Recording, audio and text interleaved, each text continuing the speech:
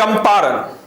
यूं तो चंपारण शब्द बना है अर्यंक शब्द से, जिसका मतलब होता है घना जंगल। लेकिन आज के इस वीडियो में हम लोग चर्चा करने वाले हैं चंपारण सत्याग्रह की। जी हां दोस्तों, वह सत्याग्रह जिस सत्याग्रह ने कुछ ऐसा किया जिसके ठीक 30 साल बाद हमारा भारत आजाद हो गया, जिस सत्याग्रह ने गांधीवादी युग की शुरुआत की। आज हम लोग चर्चा करेंगे चंपारण सत्याग्रह से एक एक पहलुओं को। यूं तो चंपारण सत्याग्रह पे बहुत सारे कंटेंट, बहुत सारे वीडियोस आपको मिल जाएंगे, लेकिन यह वीडियो आपको इसलिए देखना चाहिए क्योंकि मैंने सारे वीडियो, सारे कंटेंट को रिसर्च करके आपके समक्ष आज मैं प्रस्तुत करूंगा। और मेरा वादा है और गारंटी है कि अभी तक इस पूरे YouTube पे चंपारण सत्याग्रह से बेस्ट वीडियो आपको नहीं मिलेगा। यह वीडियो आपके प्रीलिम्स के साथ साथ मेंस पॉइंट ऑफ व्यू के लिए भी बहुत महत्वपूर्ण है। और Bihar special point of view से हर साल एटलीस्ट 1 से 2 क्वेश्चन तो आपके प्रीलिम्स में आ ही जाते हैं। तो चलिए शुरू करते हैं हम लोग चंपारण सत्याग्रह के बारे में, एक एक पहलुओं को, एक एक चीजों को और एक एक सी कैसे सारी घटनाक्रम चली, इन सारे पहलुओं के बारे में जानते हैं। सबसे पहले बिहार का चंपारण क्षेत्र, जो कि जाना जाता था नील की खेती के लिए, और नील की खेती को लेकर के किसानों का शोषण हमेशा से हो रहा था। यह नियम बना था 1867 में, अगर हम लोग इसके बैकग्राउंड की बात करते हैं तो। और यह जो नियम 1867 में बना था, उसके आधार पर 20 कट्ठे के 3 हिस्से में नील की खेती करनी अनिवार्य थी, और यही था 3 गठिया सिस्टम। और इसी के कारण सारे किसान परेशान हो रहे थे। अब आप बोलिएगा सर, इसमें परेशान होने वाली कौन सी बात है? तो हमारा देश, जो कि एग्रीगेरियन एक देश है, जहां पे आधी से ज्यादा आबादी कृषि पर निर्भरता है जिनकी, उनको खाने के लिए खाना नहीं मिल रहा था, और नील की खेती करना कहां तक जायज था। साथ ही साथ नील की खेती करने से जो जमीन है उसकी उर्वरता भी कम हो रही थी, किसानों को बहुत सारी स्किन डिजीजेज हो रहे थे, और खाने को खाना नहीं मिल रहा और नील की खेती अंग्रेज करवा रहे हैं। यह थी सबसे बड़ी समस्या। और तीसरे हिस्से में नील की खेती करना की अनिवार्यता ही कहलाती है 3 गठिया सिस्टम। इसके बाद अगर हम लोग बात करते हैं तो चंपारण सत्याग्रह से, ऐसी बात नहीं है कि चंपारण सत्याग्रह ये पहला सत्याग्रह था। इस चंपारण सत्याग्रह से पहले भी 1860 के दौरान बंगाल में हरीशचंद्र मुखर्जी ने नील विद्रोह को, या यूं कहा जाए कि चंपारण या नील जो 3 गठिया प्रणाली है, इसके खिलाफ एक मुहिम छोड़ी थी। इसके बाद 1866 और 88 के बीच में इस 22 साल के दौरान दरभंगा और चंपारण के लोग भी इस 3 गठिया प्रणाली के खिलाफ विद्रोह किए थे। इसके बाद 1889 से 90 के बीच में बंगाल क्षेत्र के नील कृषकों द्वारा विद्रोह बड़े उग्र तरीके से किया जा रहा था। लेकिन चंपारण के नील कृषकों ने बाद में जाकर के अपनी इस सारी की सारी समस्या को, इन सारी की सारी समस्या को संबंधित करते हुए सरकार को, और उस समय में सरकार के रिप्रेजेंटेटिव कलेक्ट्रेट को अपना एक चिट्ठी लिखा, एक फरमान दिया या अपनी एक चिट्ठी लिखी कि सर ऐसी ऐसी हमें समस्या है, हमें 3 गठिया प्रणाली से मुक्त कीजिए, हमारी ये समस्या है। लेकिन सरकार की तरफ से कोई जवाब नहीं, कोई भी किसी भी प्रकार का प्रतिक्रिया नहीं आई। तो जिसके बाद फलस्वरूप किसानों ने स्वतः नील बोना बंद कर दिया। और जैसे ही किसानों ने नील बोना बंद किया, अंग्रेजों ने बर्बरतापूर्वक यानी कि फोर्सफुली किसानों को नील उगाने के लिए जबरन कहने लगे। और ना सिर्फ किसानों को नील उगाने के लिए, उनके ऊपर बहुत सारे अमानवीय कर भी इंपोज कर दिए, थोप दिए। आइए जरा देखते हैं उन अमानवीय करों में से कुछ करों के बारे में कि आखिर वो कौन कौन से कर हैं जो अंग्रेजों के ऊपर थोपे गए थे। आप इमेजिन नहीं कर सकते हैं कि अगर आप सिंचाई कर रहे हैं तो 3 रुपए प्रति बिघा, उस समय के हिसाब से बहुत ज्यादा रकम है। 3 रुपए, बात हो रही 1917 के दौर की, 3 रुपए प्रति बिघा पैना खर्च, जिसको इरिगेशन टैक्स कहते हैं, ₹3 प्रति बिघा सलामी खर्च क्या आपको देना है। इसके अलावा ऐसे बहुत सारे अमानवीय कर, बिट माफी यानी कि कृषकों को कृषक अगर हल रख रहे हैं तो उनको ₹3 सालाना देना है। बाग बेहरी यानी कि ₹1 की माल गुजारी पर 1 आना। मरवन टैक्स, लड़कियों की शादी, देख रहे कितना अमानवीय टैक्स है कि लड़कियों की शादी की जाती है, उसमें ऑलरेडी खर्च हो रहा है। तो लड़कियों की शादी अगर आप कर रहे हैं, अरे भाई शादी विवाह पे ₹1 कर लगा दिया गया चंपारण पे। सगौरा कर, जो विधवा की सगाई हो रही है उसके बदले ₹5 का टैक्स लगा दिया। समझ रहे हैं कितना अमानवीय कर है। हथियारी कर यानी कि कोठी वाले हाथी खरीदने के लिए किसानों से वसूलते थे। अगर आप हाथी खरीद रहे हैं तो हाथी के ऊपर भी टैक्स लगा दिया गया। इसके अलावा अगर हम लोग बात करते हैं कोल्हुआवन टैक्स, कोल्हू से अगर आप तेल निकाल रहे हैं या फिर स्पेराई से अगर आप गन्ना निकाल रहे हैं तो कोल्हू रखने वालों से पे भी ₹1 का कर। चूल्हीवाहन कर यानी कि हल्दी अगर उबालते हैं तो उसके लिए भी ₹1 कर। प्रति चूल्हे पर, अगर आप चूल्हे पर हल्दी उबाल रहे हैं तो प्रत्येक चूल्हा अगर आप रख रहे हैं तो उस पर भी ₹1 कर। कोल्हू रखने पे भी ₹1 कर। अब किसान करे तो क्या करे, बटई यानी कि दुकानदार जो बटई होता है, बटई जिससे बट्टा जिसके नापते हैं, तो दुकानदारों से बटई के बदले ₹1 सालाना कर। जो बटई रख रहा है दुकानदार उस पर भी कर है। साथ ही साथ हावही कर यानी कि कोठी वालों की बीमारी के ऊपर, यानी कि आप बीमार हैं तो उस बीमार के लिए ऊपर भी खर्च। आदामी सलामी, इसका मतलब यह हुआ आमदी सलामी कि कोई भी अंग्रेज अधिकारी या सरकारी कर्मचारी अगर गांव विजिट कर रहा है तो किसी भी सरकारी कर्मचारी अधिकारी के जाने पर प्रति व्यक्ति ₹1 का टैक्स दिया जा रहा था। हर व्यक्ति से ₹1 टैक्स लिया जा रहा था।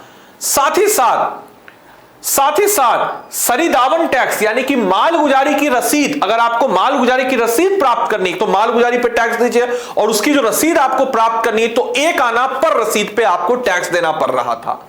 और इतने सारे अमानवीय टैक्स लगाए जा रहे थे चंपारण के किसानों पर। और यह शोषण जो किसानों के ऊपर हो रहा था, इसके कारण ही उत्पन्न हुआ इंडिगो फार्मर्स यानी कि नील किसान विद्रोह का विद्रोह। यानी कि नील करने वाले किसानों का विद्रोह अगर देखा जाए तो इन्हीं सारे पहलुओं के ऊपर हम कह सकते हैं कि भाई लागू हुआ।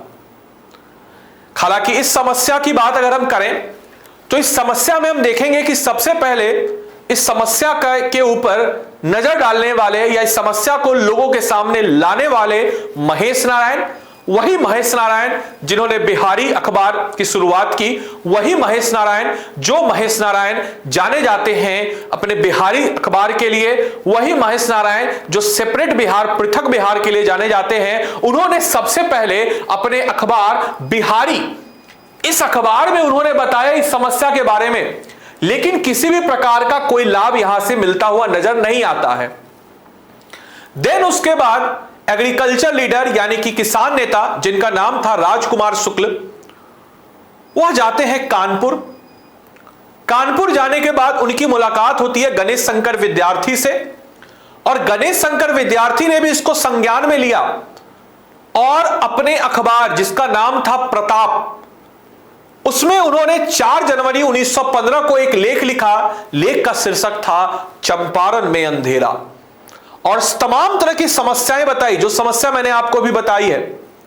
इन समस्याओं को उन्होंने बताया, और इन समस्याओं को उन्होंने जब बताया तो इससे थोड़ा बहुत कांग्रेस जो है, क्योंकि प्रताप उत्तर प्रदेश में वन ऑफ द पॉपुलर अखबार था, तो लोगों के संज्ञान में ये चीजें आने लगी।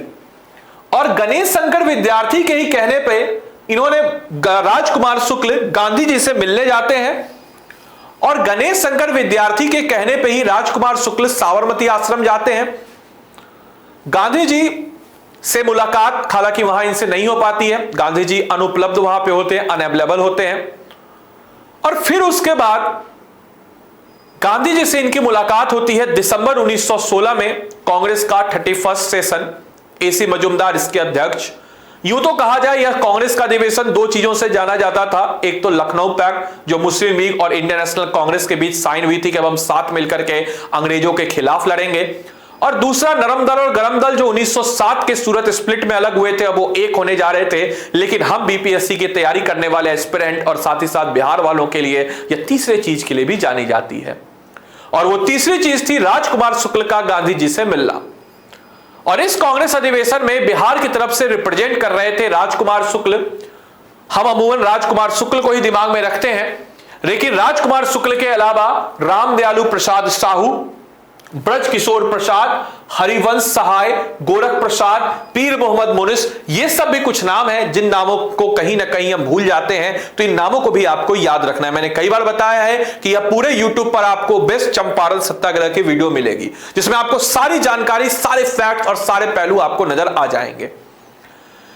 इसके बाद इस सेशन में एक फायदा तो हुआ कि चंपारण में जो समस्या चल रही है उसको लेकर के रिजोल्यूशन कांग्रेस के इस अधिवेशन में, कांग्रेस के 31वें अधिवेशन में जो लखनऊ में हुआ था, इसमें पास कर दिया जाता है। और साथ ही साथ राजकुमार शुक्ल की मुलाकात होती है महात्मा गांधी से, और राजकुमार शुक्ल महात्मा गांधी से आग्रह करते हैं, रिक्वेस्ट करते हैं कि गांधी जी आप आइए और हमारी समस्या से निजात पाइए। और इधर गांधी जी भारत में आने के बाद, जैसा कि आप सबको पता है, 1915 में जब गांधी जी भारत आते हैं तो उसके बाद गोपाल कृष्ण गोखले जो इनके पॉलिटिकल गुरुजी थे, उनके कहने पे भारत भ्रमण पे निकल पड़ते हैं। देन उसके बाद गांधी जी को रियलाइज होता है कि अब आंदोलन में आने का सही वक्त है, और गांधी जी इस इन्विटेशन को एक्सेप्ट करते और बोलते कि मैं चंपारण आऊंगा। और 9 अप्रैल 1917 वो दिन, वो ऐतिहासिक दिन, जिस दिन गांधी जी के चरण पड़ते हैं हमारे बिहार की धरती पर पटना में। याद रखिएगा, पटना में वो मजरूल हक के घर रुकते हैं। नेक्स्ट डे, क्योंकि जाना इनको कहां था, चंपारण, तो पटना से नेक्स्ट डे यानी कि 10 अप्रैल 1917 को निकलते हैं मुजफ्फरपुर। और मुजफ्फरपुर जब वहां पहुंचते हैं तो वहां उनका स्वागत करते हैं जेबी कृपलानी, और यहां रुकते हैं वो जेबी कृपलानी के घर पे। यहां से भी क्वेश्चन बन जाता है। इसके बाद मुजफ्फरपुर पहुंचते ही, क्योंकि तिरहुत डिवीजन था, मुजफ्फरपुर तिरहुत डिवीजन का हेडक्वार्टर था, तो मुजफ्फरपुर पहुंचते ही 11 अप्रैल 1917 को बिहार प्लांटेशन मिनिस्टर, जिनका नाम था जीएस विल्सन, उनसे मिलते हैं, उनको इस समस्या के बारे में बताते हैं। हालांकि जीएस विल्सन ने मना कर दिया कि भैया हम आपकी मदद नहीं कर सकते हैं। GS Wilson refuse to help, उन्होंने सीधे तौर पर मना कर दिया कि हम आपकी मदद नहीं कर सकते हैं। देन उसके बाद इमीडिएट अगले दिन, ये डेट्स इंपॉर्टेंट है आपके लिए, 12 अप्रैल 1917 को वापस से गांधी जी जाते हैं तिरहुत डिवीजन के हेड से मिलने, जिनका नाम था एलटी मॉर्सन, और उनसे मिलते हैं, उनको चंपारण सत्याग्रह के बारे में बताते हैं, या चंपारण में हो रही तीनकठिया प्रणाली और अन्य जो अमानवीय कर थे उनके बारे में बताते हैं। और यहां से भी कोई पॉजिटिव रिस्पॉन्स नहीं आता। इनफैक्ट यहां से अगर देखा जाए तो निगेटिव रिस्पॉन्स आता है। और ये भाई साहब यानी कि एलटी मॉर्सन ने गांधी जी के ऊपर बैन लगा दिया। मतलब समझ सकते हैं, can you believe it, Gandhi ji के ऊपर प्रतिबंध लगा दिया कि भैया आप जो हैं, आप चंपारण नहीं जा सकते हैं। यह लग गया गांधी जी के ऊपर बैन। और गांधी ने बोला ठीक है, कोई नहीं बेटा, लगाओ बैन, क्योंकि अब तो शुरुआत होने वाली है जबरदस्त आंदोलन की। अब शुरुआत होने वाली है एक आंधी की, और यह आंधी से पहले का सन्नाटा था। और इसके बाद 15 अप्रैल 1917 गांधी जी पहुंचते हैं चंपारण, और चंपारण पहुंचते ही एक दिन के आराम के बाद 16 अप्रैल 1917 को चंपारण के दौरे पर निकल जाते हैं। पूरे के पूरे चंपारण पर अंग्रेज 144 इंपोज कर देते, यानी कि कर्फ्यू इंपोज कर देते। कोई नहीं घूम सकता है, कोई किसी भी प्रकार का दौरा नहीं कर सकता, एक प्रकार का कर्फ्यू इंपोज कर देते हैं। गांधी जी बोलते हैं मेरा देश है, मैं घूमूंगा। और गांधी जी को इस बात के लिए गिरफ्तार किया जाता है, और गांधी जी को इस बात के लिए गिरफ्तार किया जाता है, और उनके ऊपर 10 रुपए का फाइन लगाया जाता है। 10 रुपए का फाइन लगाया जाता है, जुर्माना लगाया जाता है कि 10 रुपए जुर्माना दीजिए और यहां से निकल जाइए।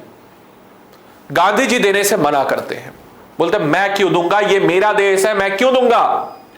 और जैसे ही गांधी जी किसी कानून का उल्लंघन कर रहे हैं, गांधी जी ने जैसे ही एक कानून का उल्लंघन किया, डिसोबे किया कानून को, शुरुआत हो जाती है डिसोबीडियंट मूवमेंट की, यानी कि सभी ने अवज्ञा आंदोलन की। अवज्ञा यानी कि आज्ञा का पालन नहीं करना, डिसओबे यानी कि ओबे नहीं करना रूल को, और इस प्रकार से सिविल डिसोबेडियंट मूवमेंट की शुरुआत हो जाती है। और गांधी जी विभिन्न क्षेत्रों का दौरा करते हैं। गांधी जी इसके बाद विभिन्न क्षेत्रों का दौरा करते हैं और गांधी जी की पॉपुलैरिटी इसी के साथ बढ़ते रहती है। लोग गांधी जी से जुड़ते चले जाते हैं, सरकार डरने लगती है और अंततोगत्वा सरकार को इसके आगे झुकना पड़ता है और फिर सरकार लाती है 10 जून 1917 को कृषकों के जांच के लिए चंपारण एग्रीगेरियन कमेटी, एक कमेटी बनती है जो चंपारण में हो रहे कृषकों के खिलाफ अत्याचार, कृषकों के खिलाफ हो रहे जो उनके ऊपर जो इंपोज किए गए अमानवीय कर हैं, उनके अगेंस्ट जांच करने के लिए कमेटी का निर्माण होता है, जिसको हम कहते हैं चंपारण एग्रीगेरियन कमेटी। इसके अध्यक्ष होते हैं एफजी स्लाई और अध्यक्ष और मेंबर्स को मिलाकर के टोटल 7 लोग होते हैं, एक अध्यक्ष और 6 मेंबर्स। 6 मेंबर्स की बात करते हैं तो इसमें गांधी जी भी थे इस मेंबर्स में। गांधी जी के अलावा हम लोग अगर बात करते हैं Raja Hariprasad, Narayan Singh, DJ Reid, LC Adani और साथ ही साथ जी रैनी, यह 6 लोग होते हैं जो इसके मेंबर्स होते हैं।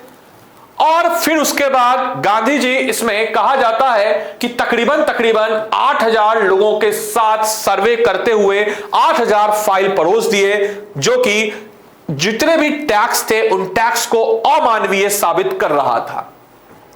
एंड उसके बाद 4 अक्टूबर 1917 को इस कमेटी ने अपना रिपोर्ट प्रस्तुत किया और जिसके फलस्वरूप यह रिपोर्ट हमारे फेवर में आता है और 4 मार्च 1918 को चंपारण एग्रीगेरियन एक्ट लागू होता है और तिनकठिया और अन्य कई अमानवीय करों को हमेशा के लिए हटा दिया जाता है और साथ ही साथ लगान में भी कमी आती है। और इस प्रकार से शुरुआत होती है गांधीवादी युग की। इस प्रकार से शुरुआत होती है जन आंदोलन की। इस प्रकार से शुरुआत होती है चंपारण सत्याग्रह की, जो कि गांधी जी का भारत की धरती पर पहला आंदोलन और जिसका रिजल्ट यह निकला कि 1917 के ठीक 30 साल बाद यानी कि 1947 में हमारा देश आजाद हो जाता है। कभी कभी आयोग यहां से क्वेश्चन यह भी पूछता है कि गांधी जी के सहयोगी कौन कौन है, तो गांधी जी के सहयोगी थे अनुग्रह नारायण सिन्हा, नरसिम्हा पारिख, महादेव देसाई, राजेंद्र प्रसाद, शंभुनाथ, ब्रजकिशोर प्रसाद, मौलाना मजरुल हक, श्री कृष्ण सिंह, जेबी कृपलानी और ऐसे अन्य बहुत सारे लोग थे जो गांधी जी के सहयोगी थे, जिन्होंने गांधी जी की मदद की इस आंदोलन के दौरान लोगों को इकट्ठा करने में, लोगों से रिपोर्ट लेने में और इस तमाम तरह की चीजों को करने में।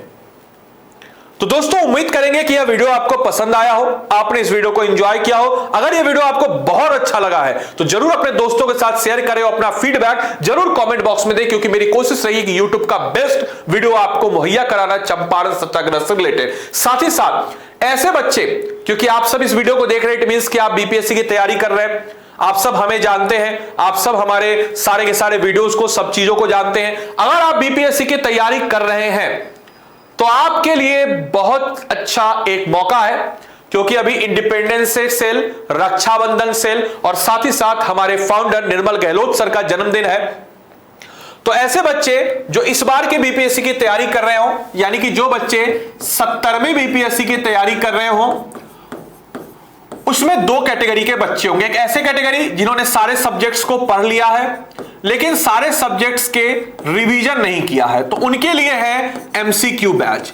इस एमसीक्यू संकल्प बैच की बात अगर हम करते हैं तो यह महज आपको पड़ेगा 536 रुपए में। कहीं ना कहीं से आपको टेस्ट सीरीज लगाना है तो कहीं ना कहीं से टेस्ट सीरीज लगाने से बेहतर हमारे साथ लगाइए। हम आपको सारे सब्जेक्ट को एमसीक्यू के रूप में देंगे, इतने फैक्ट्स लिखाएंगे कि आपके एग्जाम में 150 क्वेश्चन में से 80% क्वेश्चन हमारे फैक्ट से आएंगे। इससे पहले भी हमने ये कर रखा है प्रयोग और अभी भी हम करेंगे और इस बार भी मिला के दिखा देंगे। एग्जाम के इमीडिएट दिन बाद हम दिखा देंगे कि जो हमने पढ़ाया वहीं से आया।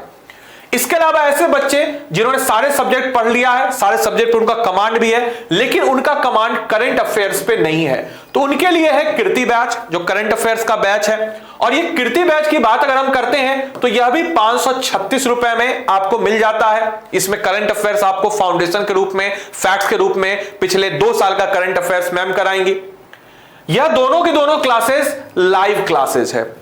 इसके अलावा ऐसे बच्चे जो बिहार स्पेशल के फाउंडेशन को करना चाहते हैं लेकिन रिकॉर्डेड फॉर्म में, तो उत्कर्ष के ऐप पे जाइएगा, बिहार स्पेशल सिर्फ अगर करना चाहते हैं मुझसे, मैंने इसमें किया लेकिन रिकॉर्डेड में है, ध्यान रखिएगा रिकॉर्डेड के फॉर्म में है। यह महज आपको पड़ेगा, अगर आप अभी इसको परचेज करते हैं तो 264 रुपए में यह आपको पड़ जाएगा बिहार स्पेशल का कोर्स।